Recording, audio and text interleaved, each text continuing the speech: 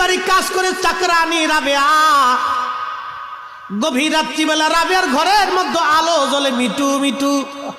মালিক মনে করলো রাবেয়া বুঝি কোনো পুরুষের সঙ্গ দেয়। এই চিন্তা করে মালিক ধীরে ধীরে ধীরে ধীরে ধীরে ধীরে রাবেয়ার ঘরের দরজার পাশে জানালার পাশে চোখ লাগাইয়া ফুটা দিয়ে দেখে রাবেয়া সেজদার মধ্যে পড়ে কাঁদে আর বলে, হে আল্লাহ, তুমি দুনিয়ার এক মালিকের অধীনস্থ করে দিছো। আল্লাহ, দুনিয়ার মালিকের জন্য সারাদিন আমি তোমারে ডাকতে পারি না। আল্লাহ, তুমি আমার মালিক।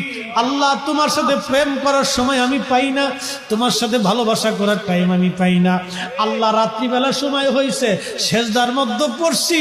তুমি আল্লাহ কিন্তু রাবেয়ার প্রতি বেজার হইও না। আল্লাহ, তুমি আমি রাবেয়ার প্রতি বেজার হইও না। আল্লাহ, তুমি আমি রাবেয়ার প্রতি বেজার হইও না। আল্লাহ, দুনিয়ার মালিক ডাক দেখো, হায় হায় হায়, আমি কারে দিয়ে কাজ করাই, কারে দিয়ে কাপড় চোপড় ধোয়াই, কারে দিয়ে রান্না করাই, কারে দিয়ে দুনিয়ার কাজ করাই। সকালবেলা ফজরের নামাজের পরে ডাক দিছে, রাবেয়া বসরি, জি মালিক, আজকে থেকে তুমি আর কোনো কাজ করবে না, আমার থেকে কাজ থেকে মুক্ত। বলে, মালিক আমি গরিব মানুষ, কাজ না করলে খাবো কি, থাকবো আমি কোথায়? মালিক ডাক দেখা, রাবেয়া রে, তুমি এমন মালিকের কাজ রাত্রিবেলা করো। রাবেয়া রে, আমি দুনিয়ার মালিক তোমার দিয়ে কাজ করাইতে পারবো না, তুমি ওই মালিকের কাজ করবা, মাসে মাসে আমার থেকে বেতন নিয়ে নিবা, আর আমার বাড়ি খাবা, আমার বাড়ি থাকবা, কিন্তু বেনিফিট বিনিময়ে আমার কাজ করা লাগবে না, তুমি আমার মালিকের কাজ কইরা যাও। মহিলারা বুঝি বেজার হয়ে গেল, হুজুর এতক্ষণ তো আজ ভালোই করলেন, এখন আমরা বাস দিলেন কে?